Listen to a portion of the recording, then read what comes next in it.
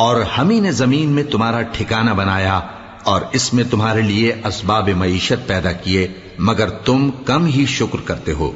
और हम ही ने तुमको इब्तिदा में मिट्टी से पैदा किया, फिर तुम्हारी शक्ल सूरत बनाई, फिर फरिश्तों को हुक्म दिया कि आदम के आगे सजदा करो, तो सब ने सजदा किया, लेकिन इब्लीस कि वो सजदा करने वालों में शामिल न हुआ। अल्लाह ने फरमाया, जब मैंने तुझको भी हुक्म दिया था तो किस चीज ने तुझे सजदा करने से बाज रखा?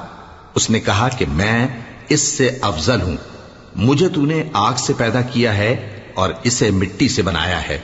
फरमाया, तू बहिश्त से उतर जा, तुझे शाया नहीं कि यहां तकब्बुर करे, बस निकल जा कि तू जलील लोगों में से है।